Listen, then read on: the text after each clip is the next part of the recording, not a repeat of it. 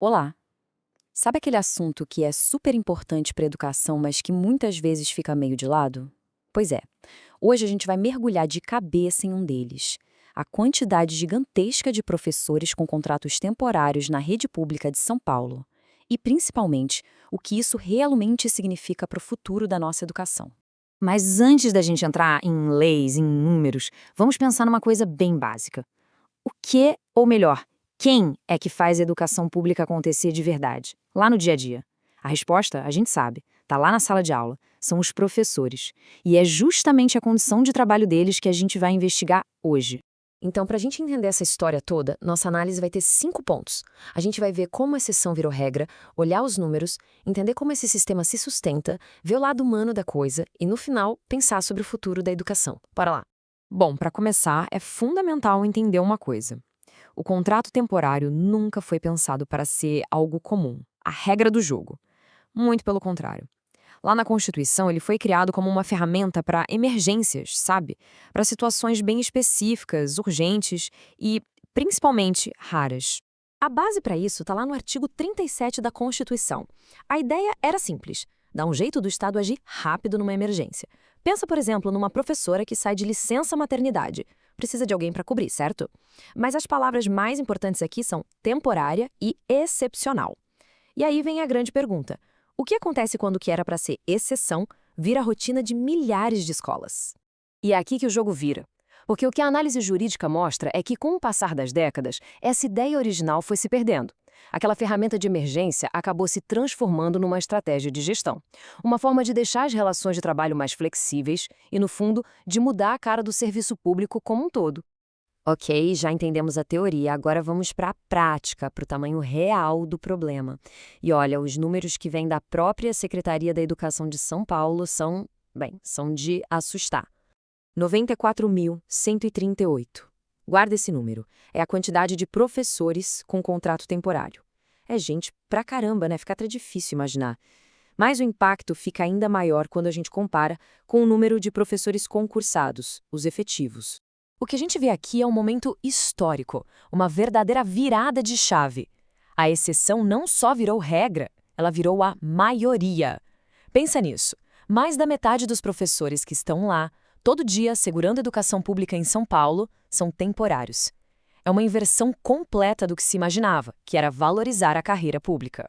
E a tabela só confirma isso. A proporção é quase de 1 para 1. O que isso quer dizer na prática? Que para cada professor concursado com estabilidade e plano de carreira, tem outro bem do lado dele, fazendo exatamente o mesmo trabalho, só que com um contrato que pode terminar a qualquer hora, vivendo numa baita insegurança.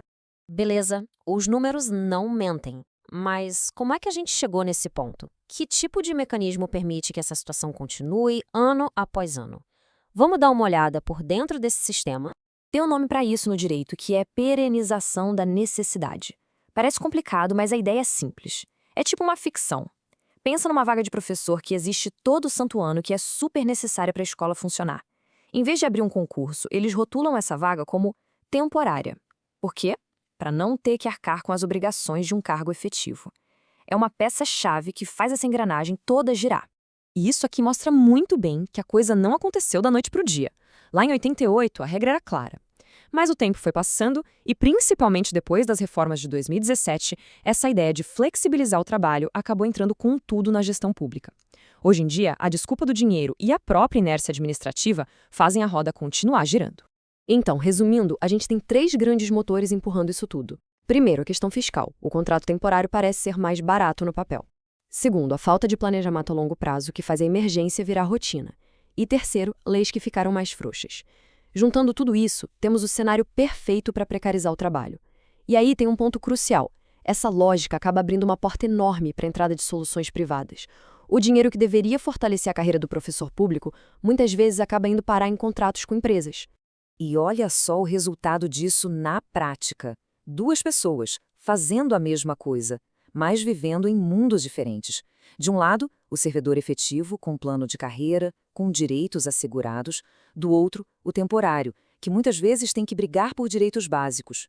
O que se cria, na verdade, é uma espécie de segunda classe dentro da mesma profissão. E isso, claro, desvaloriza todo mundo. desvaloriza o serviço público como um todo. Ok, já vimos o sistema. Agora vamos mudar o foco. Vamos falar de gente. Qual é o custo humano de viver assim, nessa incerteza constante? De saber que o seu trabalho é essencial, mas que seu contrato é descartável. Essa frase, que vem da nossa fonte de análise, é forte, né? Mas é a pura verdade. A ideia de que o contrato é só temporário acaba virando uma máscara. Uma máscara para uma exploração que se repete todo ano.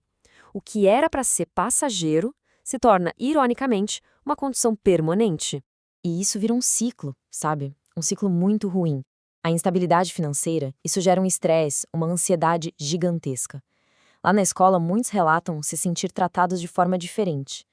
E no fim do ano, ter que passar por tudo de novo, prova, seleção, é como se dissessem que toda a sua experiência pode ser simplesmente jogada fora. E aqui está o ponto que talvez seja o mais grave de todos. Isso não afeta só o professor. Isso chega na sala de aula, chega no aluno.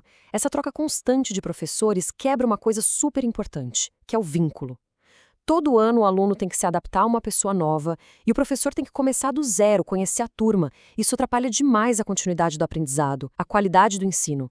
Bom, a gente chega agora na nossa última parte, para amarrar tudo isso e fazer a grande pergunta. Afinal, o que esse sistema todo significa para o futuro da educação pública? E a conclusão da análise é bem direta. Isso tudo não acontece por acaso. É uma história de gestão, uma escolha política mesmo. Uma política que, na prática, desmonta a carreira de professor. E quando se enfraquece o profissional, se cria um espaço, um vácuo, que logo é preenchido por soluções privadas. É o que muitos chamam de uma privatização que não diz o seu nome. E a gente termina com uma pergunta para todo mundo pensar. Num sistema em que mais a metade dos professores vive com essa espada na cabeça, sem saber como vai ser o amanhã, como é que a gente pode falar em garantir uma educação de qualidade, uma educação permanente que realmente transforma a vida das pessoas? Porque quando o pilar principal, que são as pessoas, está frágil, toda a estrutura da escola pública corre perigo. E a gente precisa se perguntar que tipo de educação, afinal, a gente está construindo.